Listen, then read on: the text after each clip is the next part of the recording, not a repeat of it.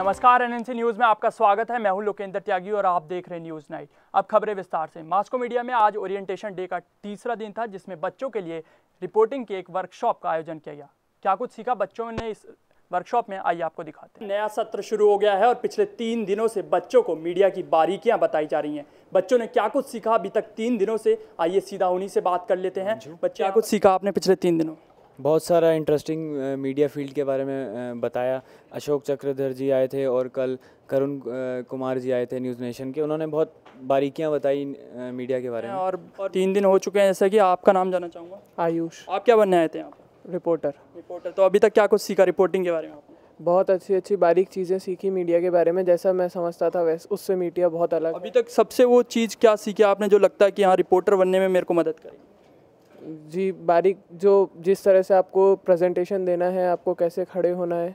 तो प्रेजेंटेशन, खड़े होना रिपोर्टिंग की बहुत ही अहम चीज़ इन्होंने आगे बढ़ेंगे। और मास्को मीडिया को कितने पॉइंट्स देंगे अभी तक के इस 3 दिनों पर, वो भी जान लेते हैं। अगर मास्को मीडिया को रेट करने को मौका दिया जाए तो 10 में से कितने पॉइंट्स देंगे?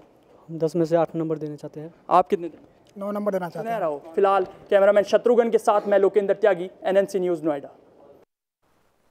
बढ़ते हैं अगली खबर की ओर। सांप्रदायिक हिंसा की घटनाओं को लेकर लोकसभा में जमकर हंगामा हुआ। कांग्रेस उपाध्यक्ष राहुल गांधी ने सांप्रदायिक हिंसा पर चर्चा की मांग करते हुए पार्टी सांसदों के साथ लोकसभा स्पीकर के वेल तक पहुंच गए। पत्रकारों से बात करते हुए राहुल गांधी ने लोकसभा स्पीकर पर पक्षपात के आरोप लगाए। उन्होंने कहा कि लोकसभा में कांग्रेस को बोलने की इजाजत नहीं दी जा रही है। I've raised my voice many times before in Parliament. But I think for the first time you walked into the well of the House. I mean, look, we are not being allowed to speak in Parliament. We are asking for discussion, right? There is one second. There is a mentality in the government that discussion is not acceptable. Everybody feels it. Their party feels it. We feel it. Everybody feels it. There is a mood in Parliament that only one man's voice counts for anything in this country.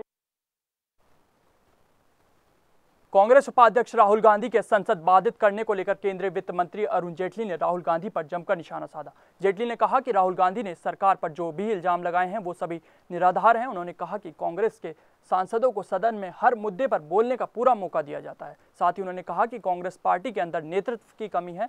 गौरतलब है कि राहुल गांधी ने सांप्रदायिक हिंसा bill लाने की मांग को लेकर लोकसभा में भारी हंगामा किया था और बाद में लोकसभा स्पीकर पर पक्षपात का आरोप भी लगाया था। Alleged that they are not being allowed to speak in the House. Why has the party made an issue out of this non-issue? The reason is very clear to me. A section of the leadership of the Congress party, because of its inability to lead, has been under pressure against the functioning of the House itself, which otherwise has been functioning well. I think it's a time for the Congress party to introspect itself. Rahul Gandhi के पक्षपात के आरोप पर पलटवार करते हुए Lok Sabha speaker Sumitra Mahajan ने कहा कि उन्होंने सदन में सबको अपनी बात उठाने का पूरा मौका दिया है। उन्होंने कहा कि सदन के कुछ नियम कायदे हैं जिसके तहत ही उन्होंने काम किया है। साथ ही सुमित्रा महाजन ने कहा कि मीडिया को उनके कार्यकाल में सदन में हुई कार्यवाही का विश्लेषण करना चाहिए, जिससे पता चल जाएगा कि उन्होंने सबको मौका दिया है या नहीं। है कि आप भी अगर सदन को देख रहे होंगे, मुझे लगता है जो सदन चल रहा है, मेरा प्रयास रहता है सबकी बात सुनो।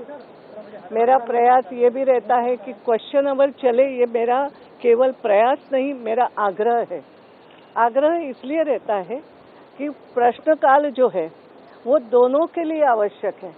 मेंबर्स मेहनत करते हैं, मेहनत करके प्रश्न डालते हैं, और जब 400-400, 500-500 प्रश्न डाले जाते हैं तो कई 20 प्रश्नों की बारी आती है। आप समझ सकते हो उस मेहनत को। तो अब देखो, जिसको एलिगेशन लगाना उसको मैं कुछ नहीं कर सकती।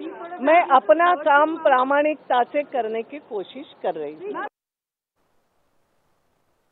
यूपीएससी में सीसेट मामले को लेकर हो रहे हंगामे को देखते हुए कांग्रेस के वरिष्ठ नेता राजीव शुक्ला ने सदन के बाहर पत्रकारों से बात करते हुए कहा कि सरकार इस मामले में पूरी तरह से भ्रमित है। कांग्रेस नेता ने कहा कि इस मामले पर कोई भी फैसला संसद में बहस के बाद लेना चाहिए। साथ ही उन्होंने कहा कि देश में ऐसे ब्यूरोक्रेट्स हों जो देश को अच्छे से चला सके। कि सरकार जो है इस मामले में बहुत ज़्यादा जो है ऊहापोह की स्थिति में बहुत कंफ्यूज्ड है और जल्दबाजी में कुछ भी ऐसा कर रही है कभी ये ले आती कभी वो ले आती है।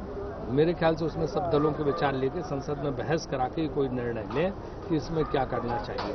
6 साल जब आपने बिल को रोक के रखा और अब इसके बाद उसमें महत्वपूर्ण आप संशोधन ले आए, तो यह है कि सिलेक्ट कमेटी को चला जाए, सिलेक्ट कमेटी उस पर विचार विमर्श कर ले और उसके बाद जो है ये तय हो जाए कि बिल संसद में आएगा। हम कोई 49% FDI के खिलाफ नहीं, हम तो समर्थन कर रहे हैं, लेकिन ये कि जब 6 साल आप उसको रोके रहे, यशवंत सिन्हा जी जो बीजेपी के स्टैंडिंग कमेटी के चेयरमैन थे, तो 2 महीने में क्या आफत है। अपनी किताब में एक बार फिर से चर्चा में आए कांग्रेस के पूर्व नेता नटवर सिंह ने उनकी किताब पर सवाल उठाने वाले लोगों की जमकर आलोचना की। साथ ही उन्होंने कहा कि और बड़े नेताओं को भी आत्मकथा लिखनी चाहिए। सोनिया गांधी की किताब लिखने के सवाल पर जवाब देते हुए नटवर सिंह ने कहा कि उन्हें खुशी होगी अगर सोनिया गांधी कोई किताब लिखती हैं। वो उनकी किताब को लेकर काफी उत्सुक हैं। साथ ही नटवर सिंह ने उनकी किताब one life is not enough की अच्छी बिक्री पर बोलते हुए कहा कि उनकी उम्मीद से कहीं ज्यादा किताब बिक रही है। And then I warned Priyanka is doing autobiography of me. I said, I joined her. And I said on the TV after this, sir, I'm very glad she should write. देखिए I retired from politics in 2008. अब मैं मजे करता हूँ, लिखता हूँ, पढ़ता हूँ, टीवी देखता हूँ, म्यूजिक सुनता हूँ, अपने ग्रैंडसन के साथ काम करता हूँ। और मेरे जो ग्रैंडसन है वो कहते हैं कि both our grandparents are dedicated boards. 4 साल के लंबे अंतराल के बाद अमर सिंह और मुलायम सिंह यादव के एक साथ मंच साझा करने के बाद मुलायम सिंह के परिवार में खुशी देखने को मिली। मुलायम सिंह के छोटे बेटे प्रतीक और छोटी बहू ने पत्रकारों से अमर सिंह और मुलायम सिंह के सुधरते रिश्तों पर खुशी जाहिर करते हुए कहा कि अमर सिंह से व्यक्तिगत संबंध तो पहले से ही अच्छे हैं, उनका पार्टी से बाहर जाना पार्टी का फैसला था। दोनों के एक साथ मंच साझा करने के बाद ऐसा कहा जा रहा है कि अमर सिंह एक बार फिर से समाजवादी पार्टी में वापसी कर सकते हैं। मैंने आपको पहले ही बताया कि हमारे तो व्यक्तिगत संबंध रहे हैं, मैं उनको हमेशा कहीं भी मिलते हैं, बहुत आदरपूर्वक सम्मानपूर्वक मैं उनसे मुलाकात करता हूँ। देखिए अमर सिंह जी से जो हमारी पार्टी की जो स्ट्राइक हुई थी, जो ये उनको पार्टी से पृथक किया गया था, वो एक पार्टी का फैसला था, लेकिन व्यक्तिगत तौर से अमर सिंह जी हमारे लिए, मेरे लिए खासकर की बड़े रिस्पेक्टेबल रहे हैं। मुझे तो बहुत खुशी है क्योंकि वो हमारे उनसे काफ़ी पहले से व्यक्तिगत संबंध रहे हैं और एक अच्छे व्यक्ति हैं वो, और मैं चाहती हूँ कि उनके संबंध हमेशा अच्छे रहें। कुछ दिन पहले ताजमहल में बम होने की एक फर्जी कॉल से आगरा प्रशासन में हड़कंप मच गया था, लेकिन काफ़ी मशक्कत के बाद जब बम नहीं मिला तब कहीं जाकर पुलिस ने राहत की सांस ली। लेकिन एक बार फिर से एक ऐसी ही फर्जी खबर ने आगरा प्रशासन को हिलाकर रख दिया है। दरअसल आगरा के रामबाग यमुना ब्रिज पर एक लावारिस सूटकेस मिलने से लोगों में खलबली मच गई। सूचना पाकर मौके पर पहुंची प्रशासन के आला अधिकारियों ने, बम स्क्वाड के अधिकारियों ने सूटकेस की जब जाँच की तो सूटकेस के अंदर बम का कोई लोकेशन नहीं मिला। बहरहाल पुलिस ने फिलहाल अपनी जांच का दायरा ऐसे अराजक तत्व के विरुद्ध बढ़ा दिया है जो अफवाह फैलाकर लोगों में दहशत फैलाना चाहते हैं। उसको कॉर्डन ऑफ किया गया, उसको ट्रैफिक दोनों तरफ का रोका गया पुल का।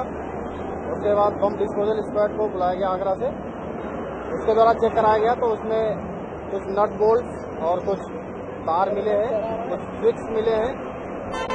किसी ने खुराफात करने के लिए ये यहाँ पे ब्रीफकेस रख दिया था, इसमें कोई विस्फोटक पदार्थ नहीं पाया गया।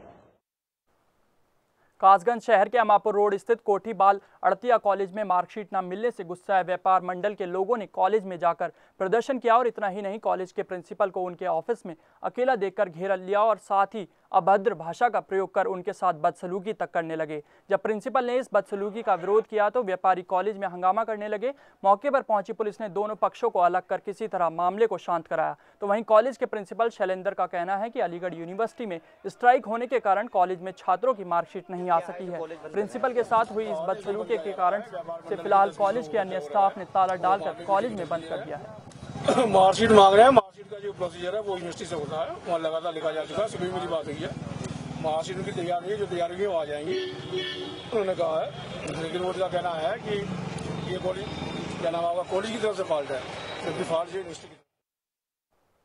उत्तर प्रदेश के जनपद हापुड़ के थाना पिलखुआ कोतवाली क्षेत्र में एक नाबालिग लड़के का जबरन धर्म परिवर्तन का मामला सामने आया है। पीड़िता के पिता के अनुसार उनका बेटा पिलखुआ के मोहल्ला गढ़ी में काम करता था और करीब 2.5 महीने पहले ही उसका जबरन धर्म परिवर्तन करा दिया गया, लेकिन इस बात का पता उन्हें करीब 1 हफ्ते पहले चला। पीड़ित के पिता मदद की गुहार में जब पुलिस के पास गए तो हमेशा की तरह इस बार भी पुलिस की लापरवाही देखने को मिली। लेकिन जब इस पूरे मामले की खबर लोगों तक पहुंची तो पीड़ित के पिता के साथ साथ नगर पालिका के चेयरमैन व बीजेपी कार्यकर्ता सहित कई सैकड़ों लोग कोतवाली के गेट पर धरने पर बैठकर प्रशासन के खिलाफ नारेबाजी करने लगे।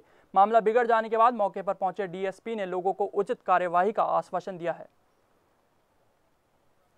कोरी समाज का एक बच्चा है, नाबालिग बच्चा है, उसके साथ कुछ लोगों ने जबरन धर्म परिवर्तन करा के उसको जो है कोरी समाज हिंदू समाज से हटा करके मुस्लिम समाज में उसको नमाज पढ़ाना, उसको मीट खिलाना, उसके साथ दबाव से जो है जो कराया है। पिलखुआ कस्बे में एक व्यक्ति है राम अवतार, जिन्होंने आज ये तहरीर दी है कि उनके लड़के का नीरज का, जो कि नाबालिग है, 17 वर्ष आयु है, वो अपना धर्म परिवर्तन करना चाह रहा है। तो उनका ये कि उनके लड़के को बरामद किया जाए और उनके सुपुर्द किया जाए। मुकदमा कायम कर लिया गया है और अब बयान कोर्ट में बयान कराए जाएंगे लड़के के, उसके हिसाब से आगे अग्रिम कार्रवाई की जाएगी। फिलहाल इस बुलेटिन में इतना ही। देश विदेश की सभी खबरों के लिए देखते रहिए NNC न्यूज़। मुझे दीजिए इजाजत। नमस्कार।